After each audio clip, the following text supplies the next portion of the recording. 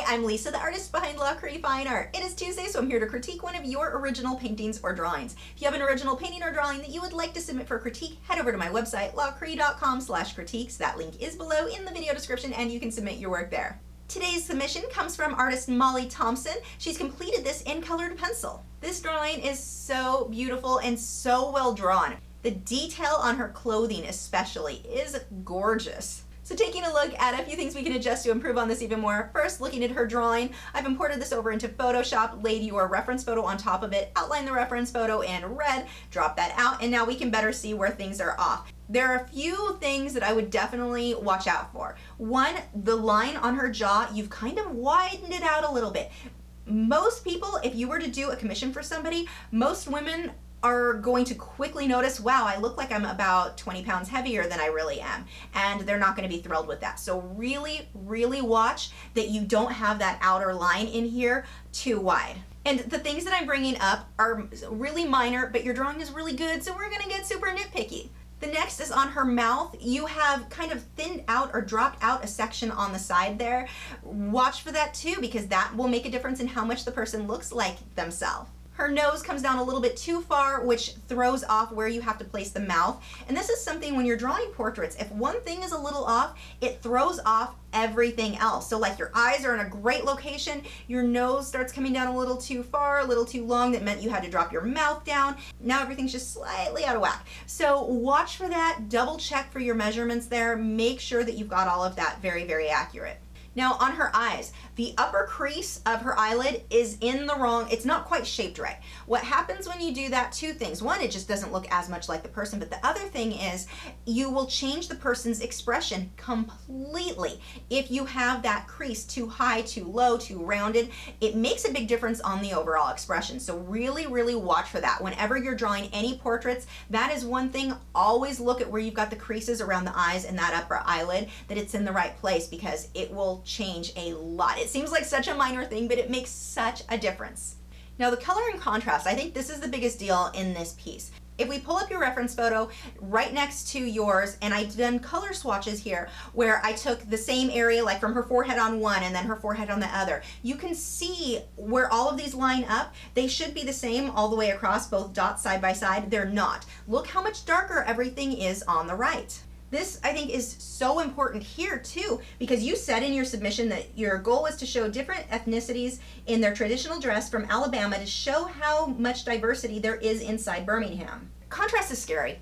We all know that. It is scary to go as dark as we need to go, but we usually need to go a lot darker. But what's happened is you've essentially drawn a white person in Indian clothing, which was not really your goal. So not only now do we have a person drawn who's pretty much a different race altogether, it's not even so much about the color as it is the contrast. Your darks are just not dark enough. So now not only have you adjusted the skin tone so that she's a different race, there's no dimension here. She looks very, very flat. You've got her eyes and her lips and her nose, they're in about the right place. Great drawing, but you want to keep working on it. And it's not something where I would look at it and go, this is just wrong. You've not done a good job. It's not that, it's that it's not finished. You didn't finish layering the other colors. You need to darken up that skin. And an easy way to tell if you've got this right is as you're working, take a photo of your work in progress and put it in Photoshop or whatever photo editor right next to your reference photo. It makes it so much easier to see how much darker you need to go. Even with this piece, I did this last night when I was working on it.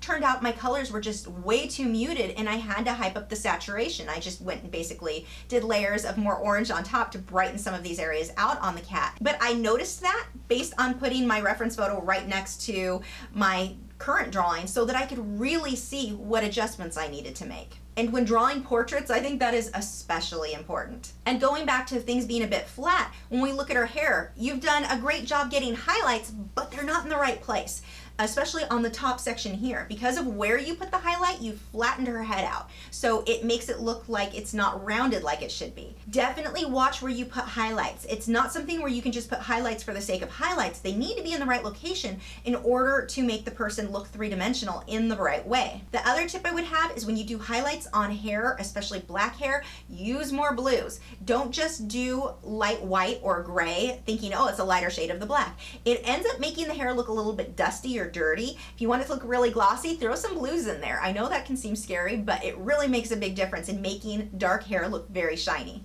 Now the last thing I want to talk about is your background.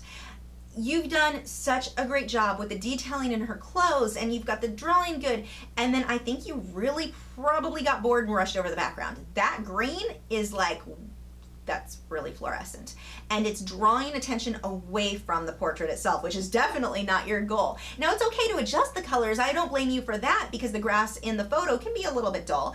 You can brighten them up a bit, but right now you're super yellow versus the deeper greens. And then the brick, the wall in the background, everything's a bit out of focus. It's a very nice reference photo. Everything is a little bit out of focus in your reference photo, and on yours, you just didn't finish it. Whenever you're drawing or painting anything, it's so easy to put all of our attention, all of our work into the subject. We kind of skip over the background because that doesn't seem as important, and it's quite frankly boring. So we don't really pay as much attention there, but the problem is it pulls down the rest of the piece. So you can have the most amazing subject, and if your background, you rushed through it, it pulls everything down, and your amazing subject doesn't look quite as good as it really should. Make sure you pay as much attention to every inch of your drawing or painting. All of it. You really want to pay as much attention. And that doesn't mean you need as much detail, but you need to pay as much attention and put the time into it needed to make it just right. And for colored pencil, just because of the nature of that medium, I generally spend more time on my background getting that right than I do on my subject itself, because it typically takes up such a large area. So just slow down a little bit and spend more time on those backgrounds, because that background being good is going to make your subject even that much better. But you've done a great job here. I love the concept of the series that you're working on, and again, the drawing, the clothing, oh, it's so beautiful. Great job. Thanks for watching. If you're new to my channel, I have new video critiques every Tuesday where I'm critiquing your original paintings or drawings, my own speed paintings, drawings, and tutorials every Wednesday, art Q&A videos every Thursday, and artist vlogs each weekend. So if you haven't already, I would love for you to subscribe so you don't miss out on anything. And you can follow me on Facebook, Twitter, Instagram, Google+. All of those social media sites are linked below in the video description, where you can keep up with news, my newest work, and see real-time clips of whatever it is I'm currently working on. I'll see you guys tomorrow.